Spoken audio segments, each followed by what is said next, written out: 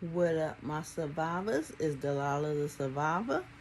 I just want to thank the people, the loyal people that I asked to subscribe to my channel. They did. We're up to 25. Let's keep the ball rolling, people. Let's keep the views rolling. I even made them shorter because my number 4 told me, Mom, them videos too long. I can't watch them, so I made them shorter. I'm going to have more chapters and episodes, but they're shorter. So, okay, anyway. Now we're on chapter 8, episode 2. Episode 1 was my first heart surgery. Which, as we can see, that's why I felt like this shirt was the perfect shirt to wear for this story. Because, yes, grace. Less any should boost. But anyway, on to the episode. So, first surgery, I'm at my mother's house. I'm recovering. I come back home. I think she bought me a air mattress because, like, laying on the floor after a heart surgery wasn't it. But the problem with that was I kept getting scared because I kept falling. Like, it was not working out. So, sorry, number 3. The hair keeps getting in the way. So, I'm fine and dandy. For some reason, I don't know if I was having chest pain or what, but they did an echocardiogram on my heart again. For those of you who don't know what an echocardiogram is, it's when they do the ultrasound on your heart. So this man is doing an ultrasound on my heart. And I'm like, that don't look right. And this is how you know when something's not right. He left out the room. Because mind you, they can't tell you what they see. Ultrasounds, unless it's a baby. Certain tests they cannot, whoever's performing the test cannot tell you what they see. But then he goes out, he brings in another person, and they bring in another person. So I'm like, oh, something's definitely wrong. I had fluid on my heart. Fluid. So, just up. Once again, you're being admitted because this not looking too gravy. I'm like, oh my God. Mind you, I had just had my first heart surgery in January or February. And here it is, May. I'm like, y'all didn't get it right the first time? So, okay, another heart surgery. In May, mind you. To remove this fluid. I'm thinking, I can't just take a pill or whatever. No. Not at all. Surgery time. So this surgery, however, didn't go as well as the first surgery. Number 1, they cut something wrong, and I'm mad. I was in the hospital, and like I really couldn't like get a lawyer or anything because they said in front of me that they cut something wrong. That's why I had another aneurysm in my groin area.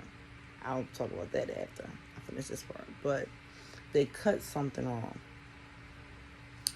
Number 2,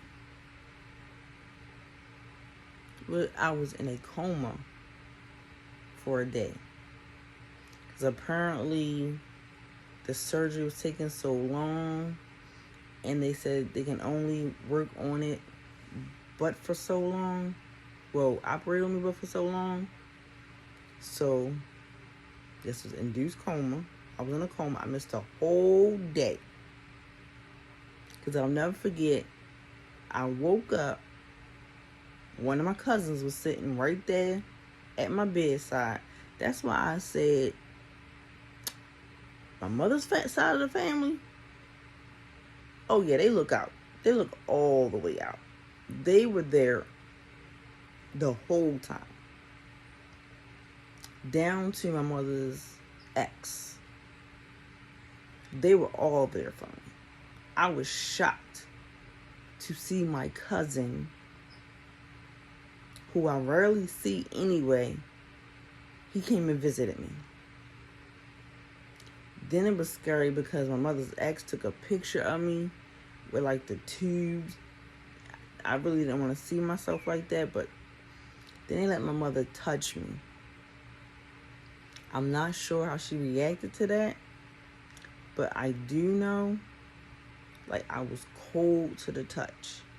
That had to have been a scary thought.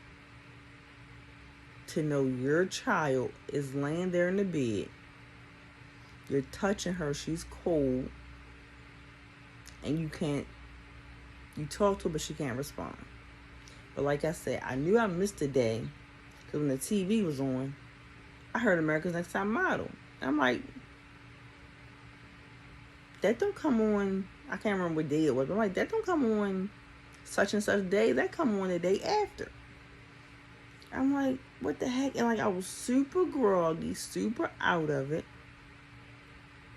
So, for you people who said, 4 to 5 years, blessed and highly favored. Very, very blessed. Because I didn't die on that table. I'm still here. Didn't even say that word. I didn't expire on that table. I'm still here. So when they finally transferred me to another room, the nurse is checking me out. She's in my groin area. And I'm like, I said, it's something right there. She said, no, it's not. It's just a little. So she's pressing down on it. I'm like, ow. So they send in somebody else to do an ultrasound on it. And they're like, yeah, you definitely have an aneurysm in your groin area. Why? Because they cut something wrong. And then I found out they took the veins. I think that might have been when I had the bypass. Because yes, I did have a bypass surgery. Did my father's side know that? I doubt it. But they took the veins out my legs to relocate them. So when the doctors come in and they realize that there was an aneurysm, then they said, oh no, this is not something we can do by the bed. So the next day, mind you, I had just been out of heart surgery. The next day, I had to have another surgery.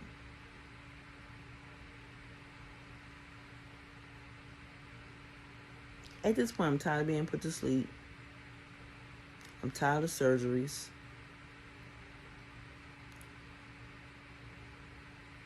I'm like,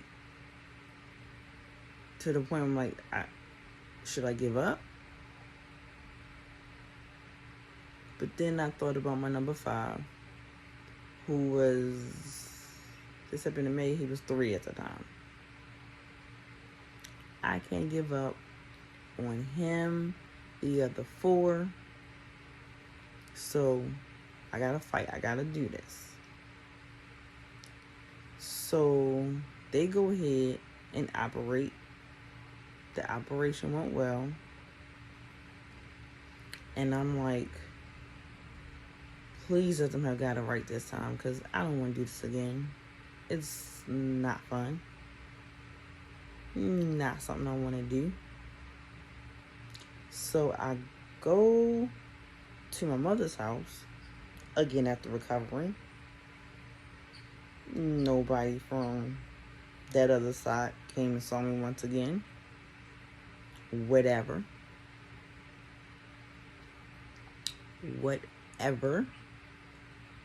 I mean, I must admit, some of my siblings who live out of town, I'll give them a pass. But the ones here in Baltimore, no pass. Because you want to give excuses about hospitals. But I'm not at a hospital. I'm at my mother's house. And at one point, being a big baby, I'm in her room, laying in the bed. I have to go to the bathroom. So I go to the bathroom. I didn't even notice it. But she's looking at me. And she's like, are you all right? Are you okay? Because I guess I was just standing there looking like blank face. And I'm like, just standing there. I don't know what's going on with me. So she immediately comes and grabs me so I don't fall. Puts me on the bed. Call 911 and says, I think my daughter had a stroke. So they come looking at me. They flashing their little flashlights in my face. And they put me on one of them boards to take me downstairs. And I'm just thinking, please don't drop me. Please don't drop me. So they put me on the board. Downstairs. They put me on the gurney. Off to the hospital I go. Mind you, I didn't feel like I had a stroke. Nothing was going on. It might have been a small one or a light one. My whole thing is that hospital, they could have prevented it. Because I was there in time for them to stop it. So, my lazy nurse at the time, she wants to put a pamper on me. Lady, I want to get up and go to the bathroom. I can still walk. I'll even go to the commode. She puts a pamper on me. So then, I couldn't hold my bladder. I peed in it. So I'm pressing the call bell. She's not answering. Nobody's answering. So I call my mother. I've been pressing this call bell. It's been 20 minutes and I've been sitting in my urine. Miss Thing come in my room. Well, she said my last name, of course. Well, instead of calling your mother, you should have called. I said, I pressed that call bell like 50 times 20 minutes ago. Go ahead with that. So they did end up switching out nurses, which is crazy because the nurse they gave me, I knew her from my old neighborhood. Like, I grew up with her daughter. So I'm laying there in the bed. My left arm is just moving. It's just going by itself. I'm like, I'm asking my roommate, do you see this right now? It's just flipping and flapping. I said, do you see this right now? So she presses her call bell. I explained to them what happened. And yes, another stroke. That was a stroke. They didn't see no blockage. They didn't see none of that. I think I skipped the part about I have a pacemaker defibrillator in my chest, which I'm mad about that. I'll never forget that lady who gave me I can't say the word properly, but to put me to sleep. I'll never forget that ponytail. She don't do a good job. Because literally at one point I woke up. I could feel them tightening it. And I felt a jolt. Mind you, whatever they gave me, I can't talk.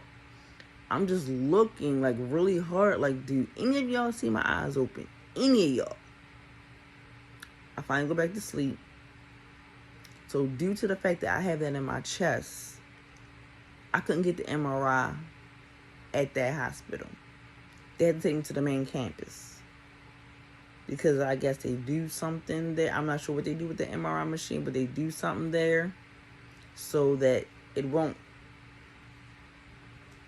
delete me. So I'm in the MRI machine. Mind you, I hate them things. I feel like I'm in a casket. But they put me in it. Like I said, they see no blockage. But they do see a lot of damage to the right side of my brain. I couldn't move my leg. I couldn't move my arm. That was that. It was gone. So eventually my leg did come back. And now slowly some of my fingers are coming back. Like I can move my thumb. I can move my pinky. If I have deep concentration. Sometimes I have to have deep concentration just to walk. Because like my leg, it's like lift your leg. Lift it. Don't just drag it. Lift your leg. I don't know if any of you ever went through that before, but it's terrible when you have to use all your brain power just to walk. So people who talk about my disability, watch out, because you never know what that good man upstairs do to you. You might end up in a position like me or worse. I think that's why I'm so sensitive about my disability. Because I didn't wake up one morning and say, oh, I want heart surgeries, I want heart disease, I want to have a bypass, I want to be in a coma. None of my father's side cared to say, oh, are you okay? Is everything going good? No. None of them. So I couldn't go back home. They was trying to find me a rehabilitation facility that my insurance covered. I ended up going to the hospital in Towson. And mind you, my number one, his birthday as well as his 5th grade graduation, 5th grade, 6th grade, 5th grade, middle school graduation was coming up. One of them, I think it might have been middle school. So when they said they was going to keep me for 30 days, I'm like, oh God, no. But my roommate was cool. The lady who was working, helping me rehabilitate was cool. To the point where I could walk. I'm like walking around just fine. But I did not get the full rehabilitation because at first it started in the house. I mean, no, it started in the house after I left. But guys, I'm looking at the time of this video, so I will talk more about some stuff in chapter 9 because it was a doozy when I was in that rehabilitation center. So my lovely shirt is my mother gave me. I have this because without this I wouldn't be here talking to y'all today. 2 heart surgeries, a stroke, heart attack, and I'm still here. I am still here on this earth in my own place. I'm with my beautiful children, my beautiful granddaughter. Can all y'all say the same? Not the people I know. But I hope this helps somebody. Keep your faith, because it is possible to survive. I'll put in the description for my little king. Can y'all please go to that website, his website? Because if y'all don't go and spend some money, I don't get my cut. Probably ain't gonna be much, but I don't get my cut. He told me that. He said, I'll give you something when people start going to it. So it'll be in my description. So I'm going to end this like I always do. Just like water in the sun, I'm out of here, coach.